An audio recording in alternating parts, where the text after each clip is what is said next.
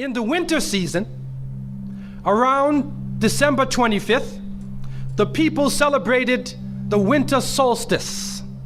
And so the winter solstice would come about somewhere from December 21st all the way to around January 6th or so. And so the people of the north would celebrate different holidays, have different occasions based upon the winter solstice. In the wintertime, there is a period where there is no light. You are literally in darkness 24 hours of the day. And this stretches for a period of time. Now, could you imagine if you're living in Alaska or living in Canada or living in Norway and you don't have central heating and the cold is outside, it's darkness around you, people are dying from disease. It's a terrible time, and every family would probably lose somebody, or they would know of somebody dying from the cold and disease during that season. This is the winter solstice. And so when the sun starts to come out, the people now are looking at the sun as a life-giving force. And so during that time, a number of ceremonies were held in northern countries. In the far north was the Feast of the 12 Nights, which stretched from December 25th to January 6th. Also in ancient Greece, there was the Bacchanalia, which was held for their god Bacchus, the god of wine and sport and play. The Romans had the Saturnalia for their god Saturn, their main sun god Saturn. And so you find during these times that the people held ceremonies in the north. They would burn bonfires. The light was important, the fire, because the fire represents the light, the life-giving force for those who worship nature. Also in the north, they recognized that there was one tree that despite the cold would still remain alive, the evergreen tree, the fir tree. And so in some cases they would take this fir tree, believing that there was powers of life within the tree, and they would put it in their homes, set it there and put a light on the top of it, or burn them in the front, or they would make mistletoes and put them over their doorways, a type of what we would call ta'weez or tamima. It is an amulet. And they would hang the amulet over their doors, hang the amulets in their home, hoping that this fir tree, that this so-called life-giving force would protect them from the danger of the winter. And so their ceremonies developed around this. And this went on for hundreds of years. We also find in the ancient northern countries, and the Druids of the north, they carried out special ceremonies surrounding the mistletoe and surrounding the fir tree and the beliefs, and they would meet within circular areas. And they had a secretive cult that spread throughout the far northern countries. One of the interesting individuals, and you can look this up if you can find it in the dictionaries or encyclopedias, is a man called Mithra or Mithras. This is a very mysterious character. And when you look at history, you find that this individual called Mithra was born on December 25th. His day of the week was the 7th day of the week, that we still call Sunday. He was supposed to be the son of the sun god himself, and they had a special sacrament made up of bread and wine, and they would make this drink during this time, and supposedly he died for the sins of the people. Sounds familiar, doesn't it? But when you try to find Mithra or Mithras in the encyclopedias, they, through state intervention, erased the name. Why is this? That is because after the time of Jesus, Isa alayhi salam, when the message began to spread and they went north, and you'll see within historical writings that Barnabas, one of his disciples, met a man named Saul or Paul, who later called himself Paul. Paul said he saw Jesus on the Damascus road, and he went to the disciples, but the disciples turned against Paul. Only Barnabas stayed with him. But when Paul and Barnabas went into Greece, Barnabas left him. Now, what is the reason why they all left him? What are the concepts coming through Paul?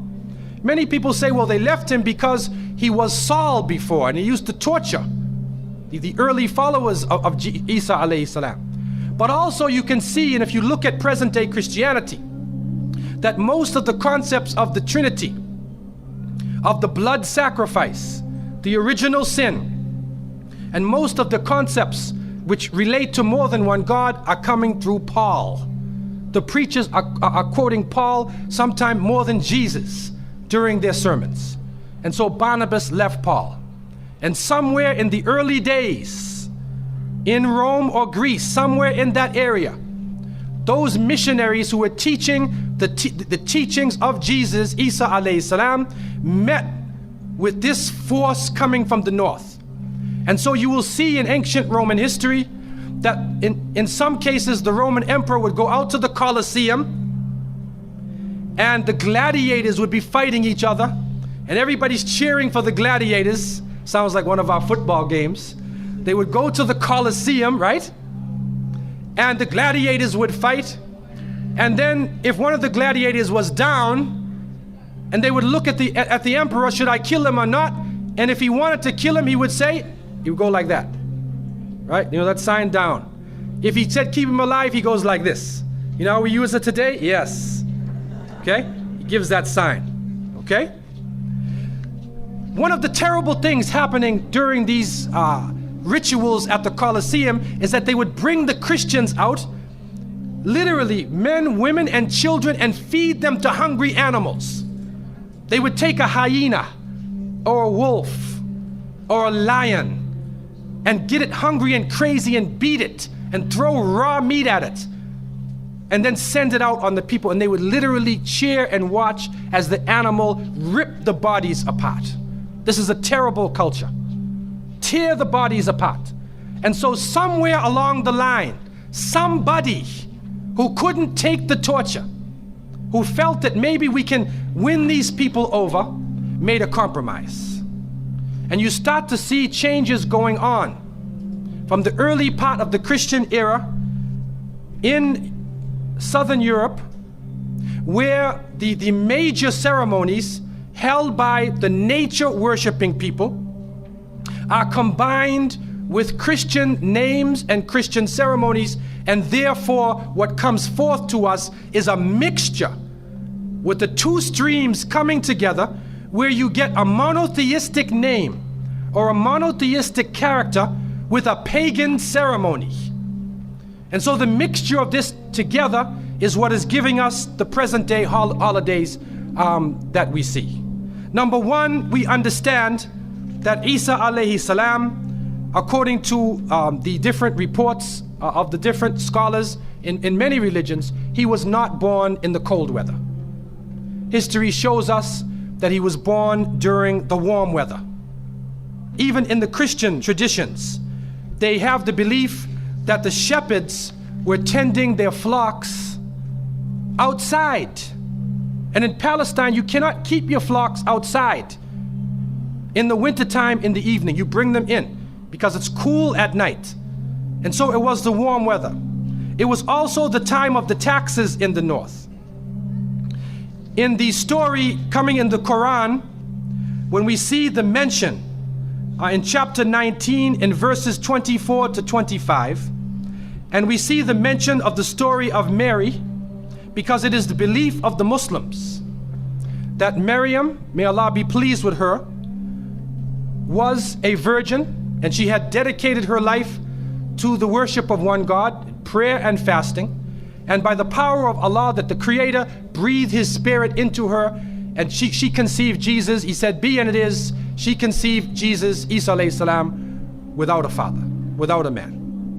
That is a belief of Islam. It is also a belief that when she felt the pain of the pregnancy, that the angel came to her and told her to go outside of the city. She went outside of the city to a remote area, and there she found a palm tree, and she found water. And it was speaking about rutub, janniyah. It was speaking about a type of rutub, or a type of dates. And those who know, who have lived in the desert area, know that when the dates become ripe, when you start to see the color of the dates change, because dates are not brown, you know. Dates are originally red and they're yellow, they're other colors, but they turn the brown. It's at the height of the heat that the dates become ripe. And so it's at that time that she gave birth to Isa alayhi salam. So from different points of view, different historical points of view and different religions, we understand that Isa alayhi salam was not born during the winter season. He was born in the warm weather. So who was it that was born in the winter season? What is that? Who is that character now?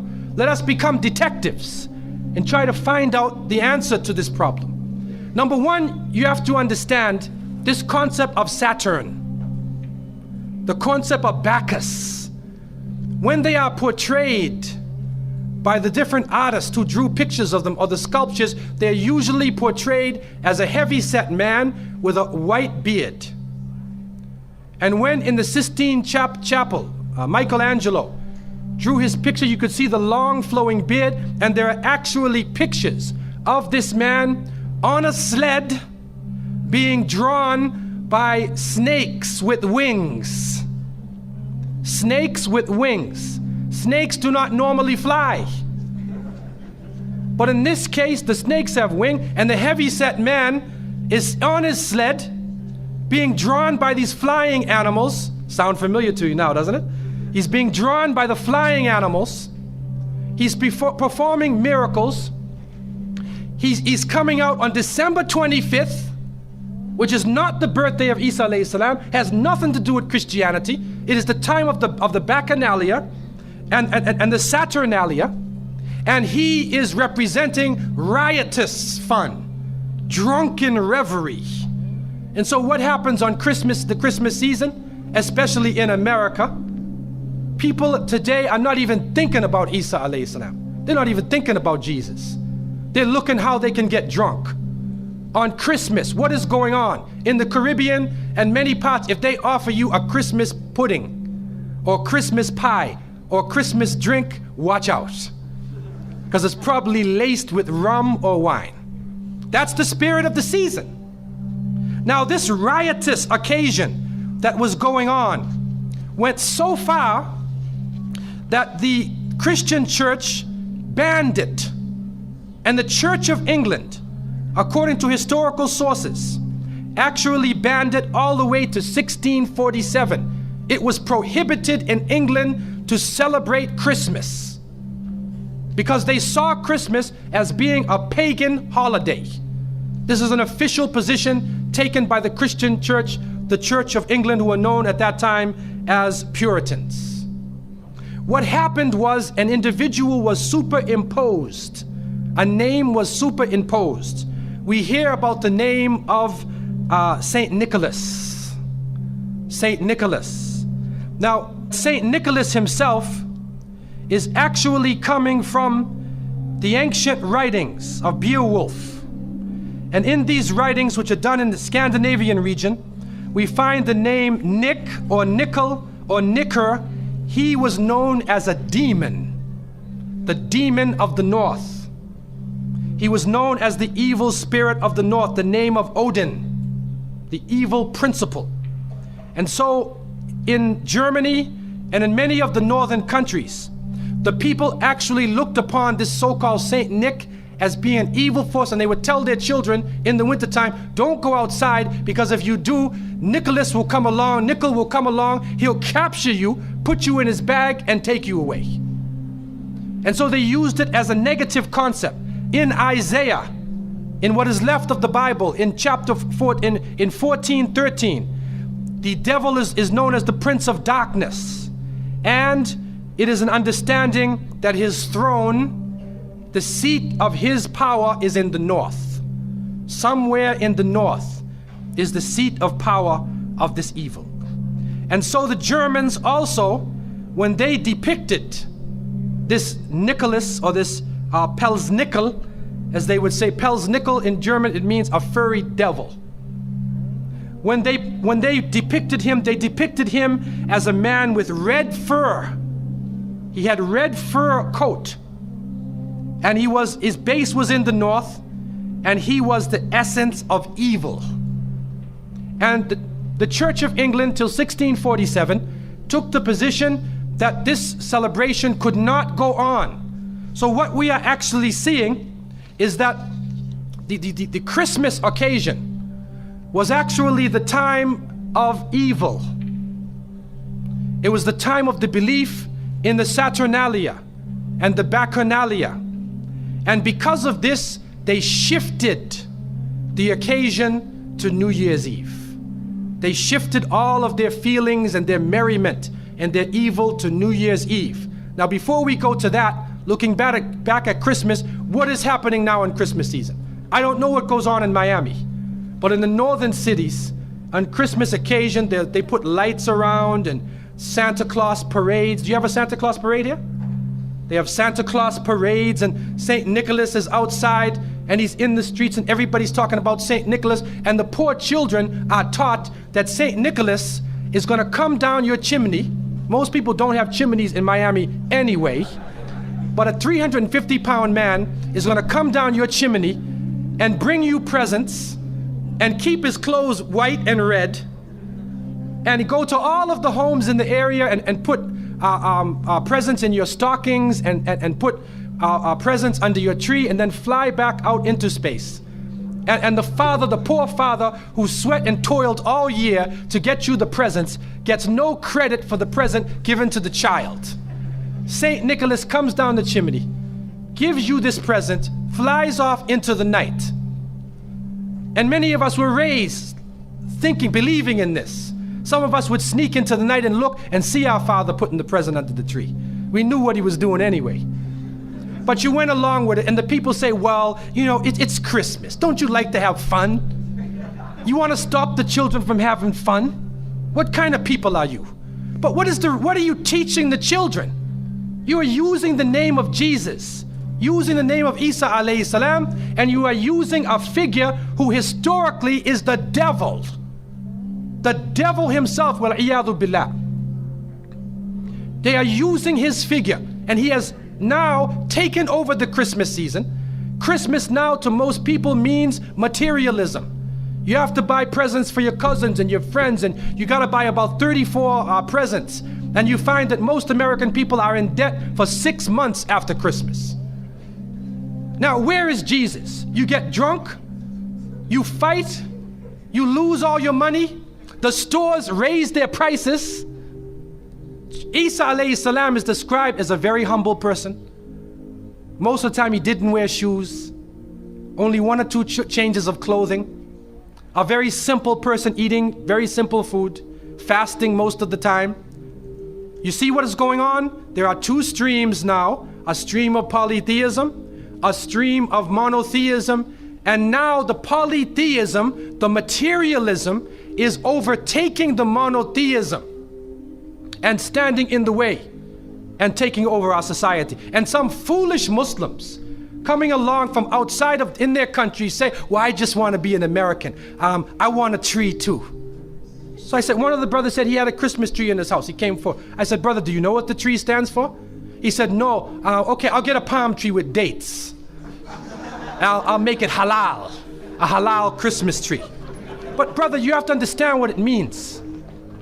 You have to understand what it means. Number one, the Prophet ﷺ, when he talked about ar-ruqya, wa tama'im, wa tiwala, he said all of these things are shirk. That if you hang amulets thinking that this ta'weez or this amulet is going to protect you from something, then you are actually giving power to the creation of Allah and taking it away from the Creator.